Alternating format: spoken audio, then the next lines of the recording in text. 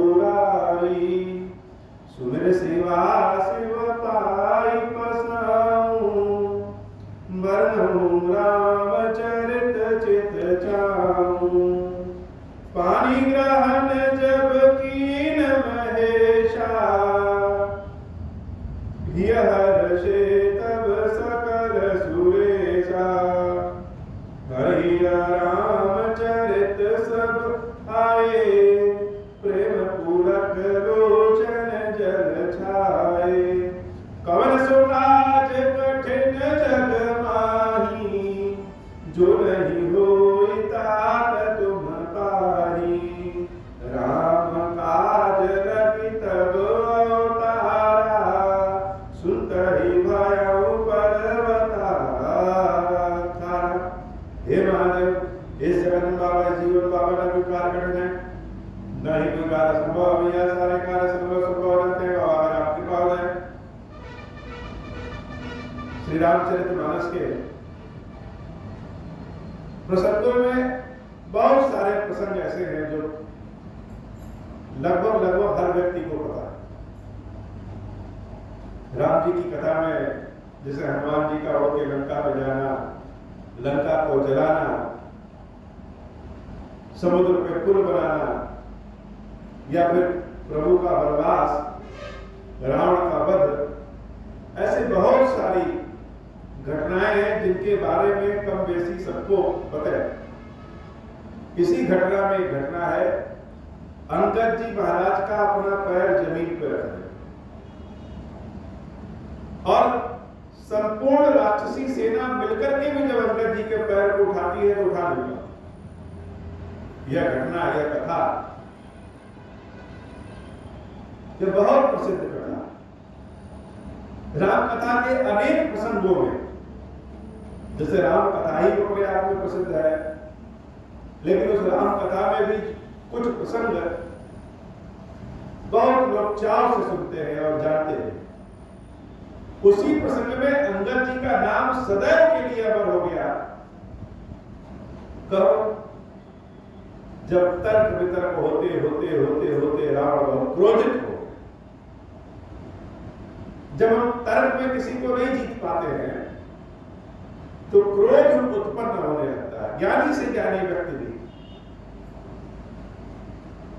लोमस ऋषि काकभूषुंडी जी को निर्गुण राम कथा सुनाए और काकभूषुंडी जी कह रहे हैं कि नहीं, हमको पहले सगुण राम कथा सुनना है, उसके बाद निर्गुण। बार बार तर्क वितर्क हुआ। लोमस ऋषि का अपना ज्ञान और काकभूषुंडी का कई जन्मों का अपना प्रेम। अब प्रेम ज्ञान से कहां हारता है? रगड़ते रगड़ते रगड़ते रगड़ते अंत में लोमस ऋषि को क्रोध आ ही गया और क्रोध में उन्होंने कह दिया कि जाओ कौवा होगा। लेकिन प्रेम फिर भी नहीं टका हुआ और काकभूषुंडी जी के हठ योग को देख करके, प्रेम योग को देख करके लोमस ऋषि अंत में उनको सगुण राम की कथा सुनाएगी। तो तर्क वितर्क जब अंगद और रावण में चला और रावण अंगद से जीत नहीं पाया तो अंत में क्रोधित हो और क्रोधित होने के बाद अपने दरबार में सैनिकों से कह रहा है कि इस बंदर को पकड़ लो और इसको मार दो और इस बंदर के दोनों स्वामी राम और लक्ष्मण को जिंदा पकड़ करके ले आओ, उनको सारे नगर में घुमाएंगे। अब तो जब तक अंगद जी महाराज अपने बारे में सुने तब तक तो कोई बात नहीं, लेकिन जब अपने स्वामी राम के बारे में अपशब्दों को सुने तो भयंकर क्रोध जाग गया। भक्त भगवान के बल पे सारे संसार से चुनौती ले लेता है। वो कमजोर हो, बलिष्ठ हो, बुद्धिमान हो, मूर्ख हो, इससे कोई मतलब नहीं। लेकिन भगवान के, अपने स्वामी के, ईश्वर के बल पे सारे संसार से बैठ ले सकते। और बैर जब स्वयं के लिए ना होकर के अपने स्वामी के लिए हो तो बल को अतुलित हो जाता है। अंगद जी महाराज मुस्कुराए और अपने पैरों को जोर से धरती पर पटक के कहे कि मारना तो दूर, तुम सब में जो कोई अगर कोई भी मेरे इस पैर को धरती से हिला देगा तो मैं अपने स्वामी रामचंद्र जी की ओर से वचन देता हूं कि युद्ध में स्वयं को हारा मान जाऊंगा और देवी सीता को यही छोड़ूंगा। इतना बड़ा भरोसा अंगद जी महाराज ने, इतना बड़ा भरोसा कि चलो हार गए तो कोई बात नहीं, लेकिन अपने स्वामी की ओर से यह घोषणा कर देना कि देवी सीता को छोड़ देने का हार है।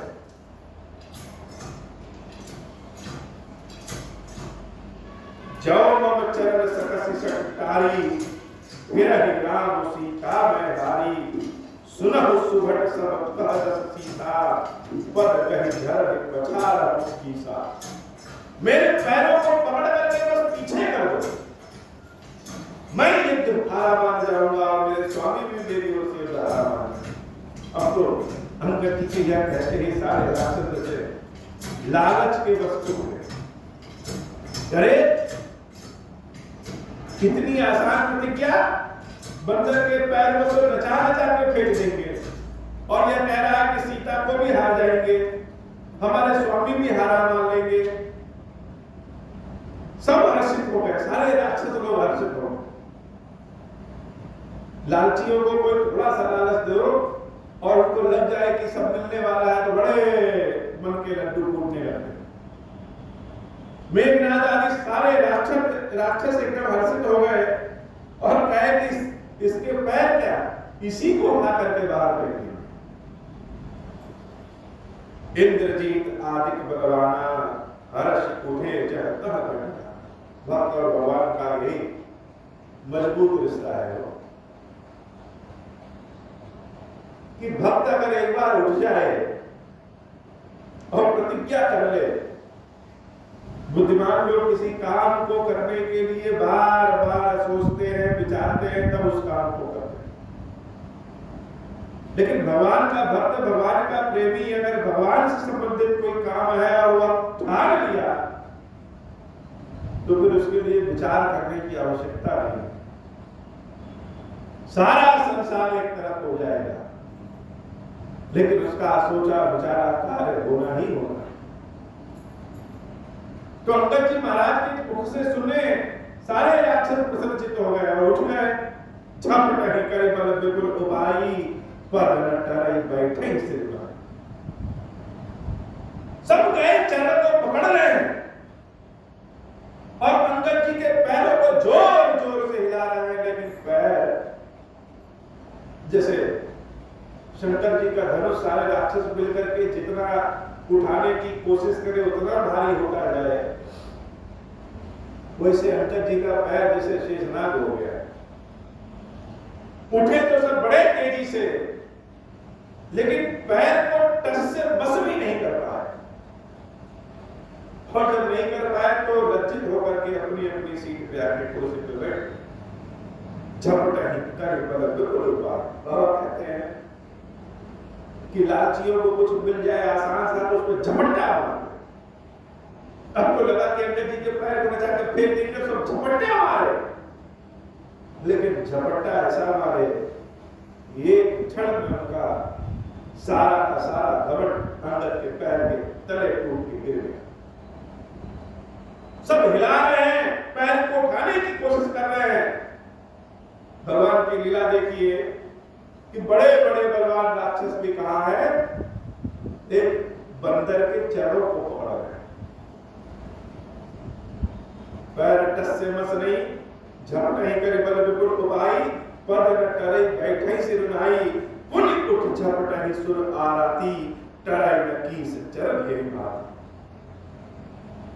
बार बार प्रयास कर रहे हैं, एक हार जा रहा है, दूसरा आ रहा है, दूसरा हार जा रहा है, तीसरा आ रहा है, तीसरा हार जा रहा है, चौथा आ रहा है, लाइन से आ रहा है, लेकिन कोई भी अंगद जी महाराज के पैर को हिला भी नहीं पा रहा। कुछ लोग का मन बड़ा विचलित होता है। किसी एक आदमी से मिले, उसने जो समझाया उनको लगा कि यही सही है। फिर कहीं गए, दूसरे व्यक्ति ने समझाया, फिर उसको लगेगा कि नहीं ये सही है। किसी ने शिकायत की और शिकायत कान में गया, कान में जाते ही अपना रूप दिखा दिए तो मन बड़ा विचलित होता है। किसी के भी कानाफूसी कर देने से मन विचलित हो जाता है, भटक जाता है। और कुछ लोग ऐसे होते हैं कि उनको कुछ भी कह दीजिए, लेकिन जब तक उसका प्रमाण नहीं पाएंगे तब तक अपना विचार बदलेंगे। जहां श्रद्धा आ जाती है, जहां आस्था आ जाती है, जहां श्रद्धा का प्रेम और विश्वास रहता है, वहां बहुत बार तर्क वितर्क करने से भी मन विचलित नहीं होता। चाहे सारे लोग मिलकर के एक और से कहें कि पत्थर को पूजने से क्या फायदा,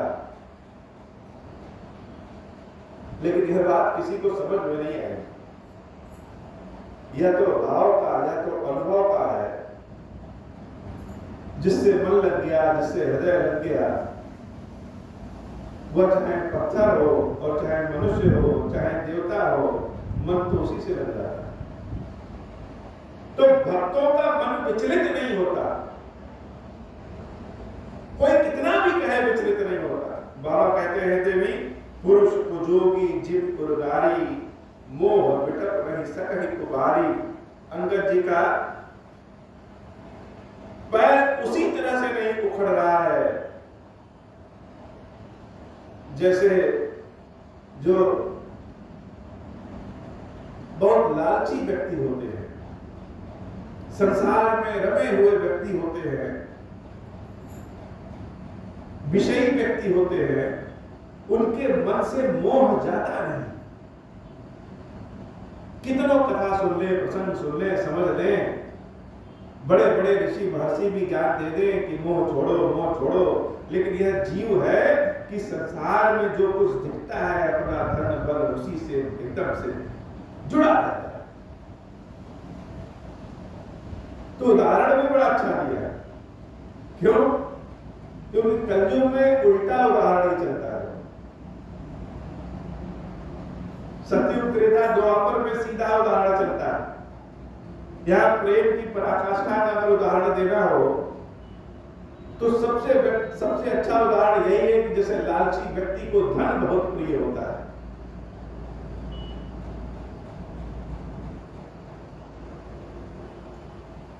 वैसे ही उदाहरण। तो मानस की एक बड़ी सुंदर गाथा है, यह तरीका है कि मानस में उदाहरण जो दिया गया है समझाने के लिए, वह कलयुग के हिसाब से दिया है।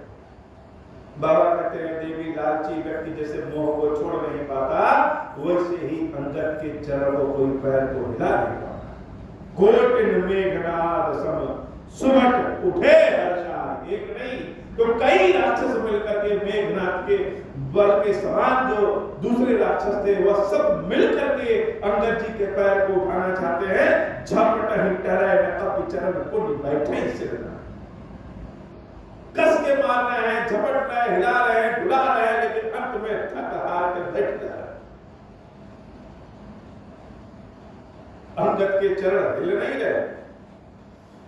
भूमि न छाड़त कपि चरण, देखत रिपु मद भाग, कोटि विघ्नते संत कर, मन जिमि नीति न त्याग। जैसे अनेकों बाधाएं उत्पन्न हो जाए, बहुत विघ्न परेशानी दुख उत्पन्न हो जाए, लेकिन संतों का मन विचलित नहीं होता।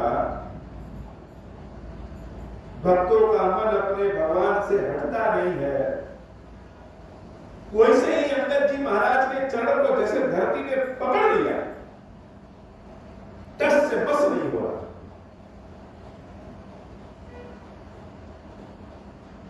भगवान की शरण में जब जाइए,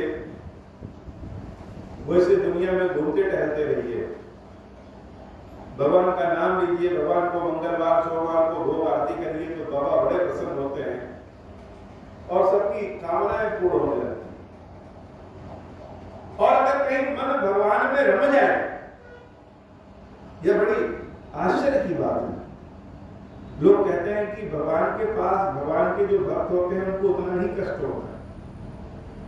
यह कोई हंसी वाली बात नहीं है, यह बड़े आनंद की बात है, आश्चर्य की बात है और सत्य बात है। सत्य बात क्यों?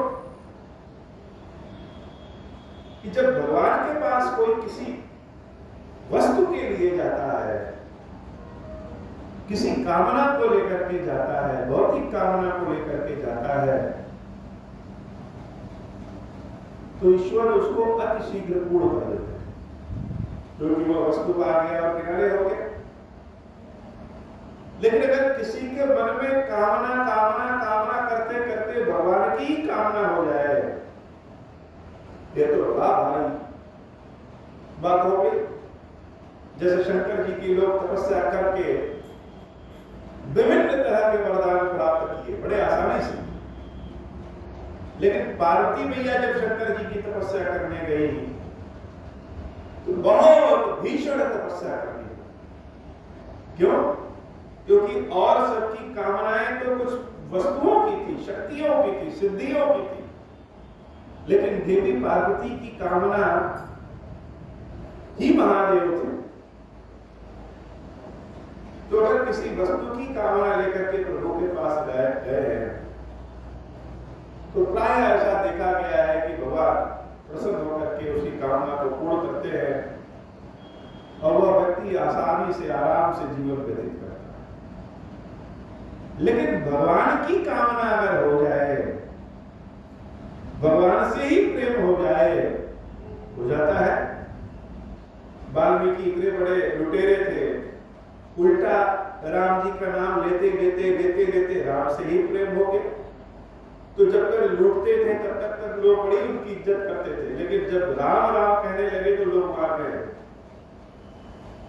तो ऐसे ही भगवान से मानते मानते भगवान की ही कामना कब हो जाती है, प्रेम हो जाए, कौन जानता है। और जब प्रभु से प्रेम हो जाता है तो प्रभु अपने यहां रखने के लिए उस व्यक्ति को अपने हिसाब से बनाते हैं। बनाने के लिए उनको अच्छी तरह से मांजते हैं, रगड़ते हैं, ट्रेनिंग देते हैं, जिसको हम लोग दुख कहते हैं। और प्रायः हम लोग कहते हैं, जो कि सत्य होता है, हर बार कहते हैं कि भगवान की शरण में जाने से ज्यादा दुख हो जाता है, लेकिन वह क्षणिक होता है। एक बार भगवान अगर पात्रता दे दिए और जब अपने पास बैठा लिए तो यह संसार की जो मोह माया वाला सुख है, जो छोड़ता नहीं है, हम भगवान से भगवान की शरण क्यों नहीं मांग पाते? हम कहते भले हैं कि भगवान अपनी शरण ले लो, कृपा करो, लेकिन हमारी कृपा में जो गुठली छिपी होती है, हमारी कृपा में जो बल छिपा होता है, वह भौतिकवादी में होता है। यही मोह है जो संसार के विषय से छूटने नहीं देता। और जब तक मोह छूटेगा नहीं, तब तक वह जो आत्मीय अनुभव है, भगवान का प्रेम है, वह कैसे मिलेगा? झूठे बर्तन में दूध को तो रख नहीं सकते, फट जाएगा। वैसे भगवान का प्रेम पाने के लिए बहुत कुछ छोड़ना पड़ता है। तो जिस प्रकार से संतों के जीवन में अनेक विषमताएं आती हैं, उसके बाद भी जो भगवान के प्रेमी होते हैं उनका मन भटकता नहीं है। ऐसा मन नहीं करता है कि चलो हम राज सिंहासन मांग रहे हैं, वो तो भगवान ही को मांगते हैं। उसी प्रकार से अंगद का चरण हिल डुल नहीं रहा। अंगद का बल देख करके जब सारे राक्षस हार गए तो रावण स्वयं उठा कि चलो मैं अंगद के पैर को उठा करके पटक दूं। कपि बल दे की सकल ही हारे, उठा आप कपि के पर चारे, गहत चरण कह पाली कुमारा, मम पद कहे न तोर उबारा। जैसे ही रावण अंगद के पैरों को पकड़ने के लिए झुका, अंगद जी अपना पैर हटा लेते हैं और रावण गिर पड़ता है। बड़ी समाज में, बड़ी सभा में रावण गिर पड़ा, अंगद के पैरों पे गिर पड़ा और अंगद यह कहते हैं कि तुम्हारा कल्याण मेरे पैरों को छूने से नहीं, राम जी के पैरों को छूने से हो, इसलिए तुम राम के चरण में जाओ। गास न राम चरण सट जाई, सुनत फिरा मन अति सकुचाई। भयउ तेज हत श्री सब गई, मत दिवस जिम शशि सो गई। जैसे दिन में अगर चंद्रमा निकल जाए तो इतना सुंदर नहीं लगता, वैसे ही जब भरे दरबार में रावण भूमि पे गिर पड़ा तो जैसे लगा कि उसकी सारा ऐश्वर्य ही समाप्त हो। सिर नीचा करके जाकर के अपने सिंहासन पे बैठ जाता है और जब बैठ जाता है विचार करने लगता है, सबका सिर नीचे झुका है, केवल एक अंगद जी महाराज प्रसन्न चित्त। बाबा कहते हैं देवी उमा राम की त्रिकुट विलासा, होई विश्व पुनि पावई नासा। त्रिनते कुलिस कुलिस त्रिन करई, तासु दूत पर कह के मिटै। यह राम की कृपा है। तिनके को संपूर्ण विश्व और विश्व को संपूर्ण तिनका बना देंगे। तिनके को बहुत कठोर वज्र और वज्र को तिनका बना दे, यह राम जी की ही कृपा है। अपने भक्तों को कौन सी कृपा कर दे, कौन सी शक्ति दे दे। राम जी के दूत को भला कोई हरा सकता है क्या?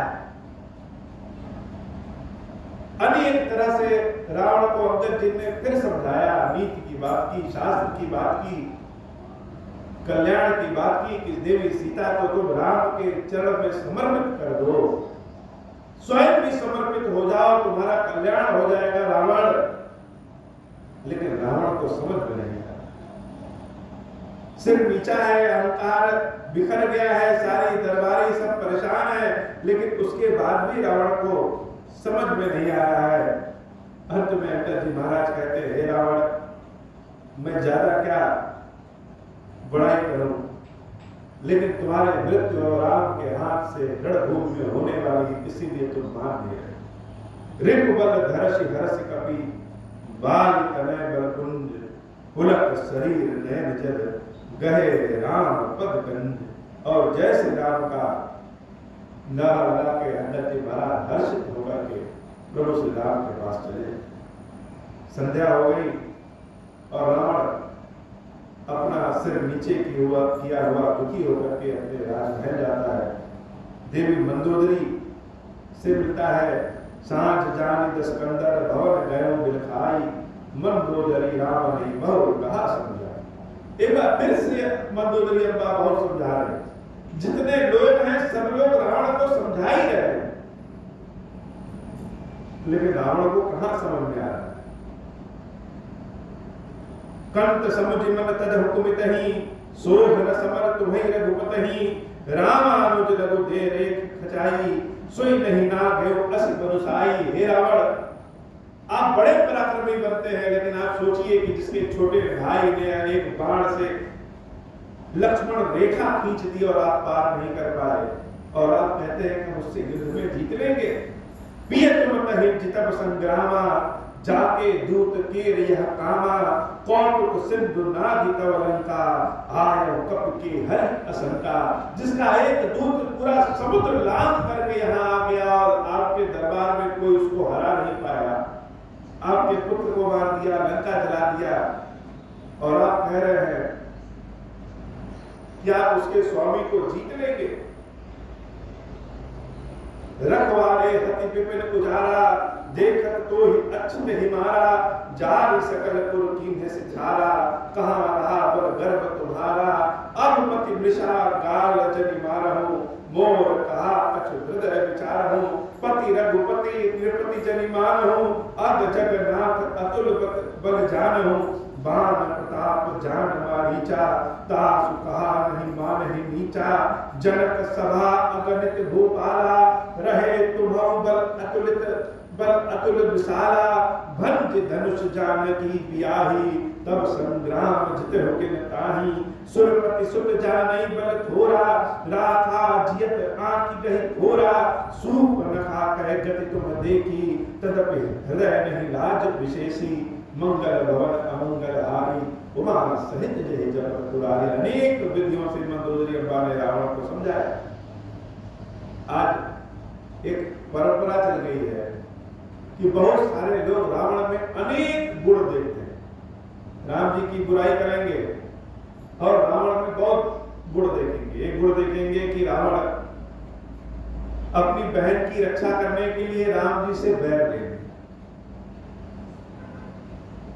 लेकिन शायद कोई रावण की मनोदशा को समझ नहीं पा रहा है। सिर्फ शूर्पणखा के लिए रावण ने नहीं किया। जब धनुष यज्ञ हो रहा था और धनुष यज्ञ में रावण ने यह जान लिया था कि धनुष हमसे नहीं टूटेगा, लेकिन सीता तो अद्भुत है, सीता तो विचित्र है, और जो सीता को ब्याहेगा वह त्रिलोकी का राजा बनेगा। सीता की सुंदरता तो अपनी जगह है, सीता का जो लक्षण है वह बड़ा अनुपम है। और रावण के मन में उस समय सीता को प्राप्त न कर पाने की एक बहुत भारी चीज थी। शूर्पणखा तो बहाना, और जब शूर्पणखा का नाक और कान कट गया तो रावण को एक बहाना मिल गया।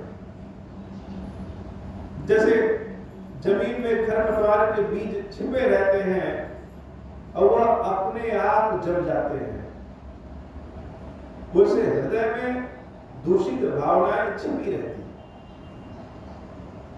समय देख करके, परिस्थिति मौसम देख करके वह दूषित भावनाएं कब पेड़ का रूप ले लेती हैं सबके लिए।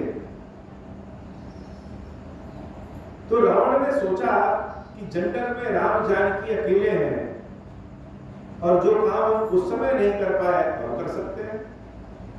शूर्पणखा तो बहाना है, बहन का प्रेम तो बहाना है, उसी पे मंदोदरी अम्बा प्रकाश डाल रही है, कह रही है कि जिसके भाई द्वारा खींची गई रेखा को तुम पार नहीं कर पाए, जिसके दूध को तुम पकड़ नहीं पाए, तुमको लग रहा है कि मारीच उस राम के बाण से मरने तुम्हारे डर के नाते गया, वह तो राम को भगवान जानता था, इसलिए कि राम के हाथों मृत्यु पाएंगे तो उद्धार हो जाएगा। शूर्पणखा की गति तुमने देख लिया, खरदूषण की गति तुमने देख लिया, लेकिन अब भी तुमको समझ में नहीं आ रहा है।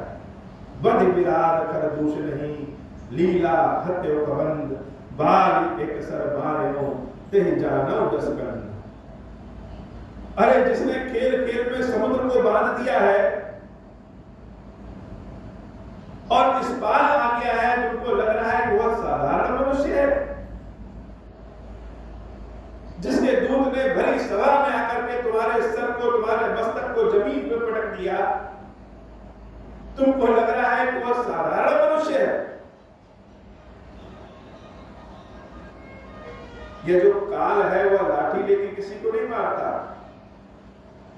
जिसको मारना होता है उसकी धर्म को, बुद्धि को, विचार को हरण कर लेता, तब मारता है। हे महाराज, रावण आपके विचार, आपकी बुद्धि का काल ने हरण कर लिया है, इसलिए आपको समझ में नहीं आ रहा है। जय जगन्नाथ पदायो हेला, उतरे प्रभु दल सहित सुबेला, काल अनुक दिन कर कुल केतु, दूत पठायो तो हित हेतु, सभा मान जहि तव बल माथा, सभा मान जहि तव बल माथा, करि बरूत बहु महु मृगपति जरथा, अंगद हनुमत अनुचर जाके, रन बापुरे वीर अति बाके, तेहि कह पिय पुनि पुनि नर कहूं, मुदा मान ममता मद गर्भहूं, आह कंत कृत राम विरोधा, काल विवश मन उपजन बोधा, काल दंड कहे काहु न मारा, हरि धर्म बल बुद्धि विचारा, निकट जाल जहि आवत साई, तेहि ब्रह्म होई तुम्हारे नाही, मंगल भवन अमंगल हारी, उमा सहित जहि जगत पुरारी, दुई सुत बड़े गहे पुर, अजमुकुर प्रिय देव कृपा सिंधु रघुनाथ भजनाथ विमल जसुदेव। रावण को कहाँ समझ में आया? आज के कार्यक्रम श्री खीरेश्वर महादेव जी, खीरेश्वरी भैया जी हम सब के ऊपर कृपा करें। अब हो प्रसन्न प्रभु मो पर, नाथ दीन पर नेहु, निज पद भक्ति देहु प्रभु, पुनि दूसर बर देहु। तब माया वश जीव जड़, संतत फिरहि गुणाना, हम पर क्रोध न करिय प्रभु, कृपा सिंधु भगवान। शंकर दीन दयाला, अब हम पर हो कृपाला, साप अनुग्रह होई जहि विधि, नाथ थोरहि काला। दीन दयाल विरुद्ध संभारी, हरहु नाथ मम संकट भारी। जह विधि होई नाथ हित मोरा, करहु सुबेगी जानि दास मैं तोरा। राम राज बैठे त्रैलोका, हर्षित भय गए सब शोका। जे सकाम नर सुनहि जगावहि, सुख संपत्ति नाना विधि पावहि। जो इच्छा करि हऊँ मन माही, हरि प्रसाद कछु दुर्लभ नाही। मंगल भवन अमंगल हारी, उमा सहित जहि जपत पुरारी। खीरेश्वरम, हे भगवान शंकर, आप ऋण पातक दुर्भाग्य और दरिद्रता आपकी निवृत्ति के लिए तथा संपूर्ण पापों का नाश करने के लिए मुझ पर प्रसन्न होइए। मैं दुख और शोक की आग में जल रहा हूँ, संसार भय से पीड़ित हूँ, अनेक प्रकार के रोगों से व्याकुल और दीन हूँ। खीरेश्वर, मेरी रक्षा कीजिए। देव देवेश्वर, सबको निर्भय कर देने वाले महादेव जी, आप यहाँ पधारिए और मेरी की हुई इस पूजा को पार्वती जी के साथ ग्रहण कीजिए। मेरा मंगल करिए। महादेव शिव शंभो।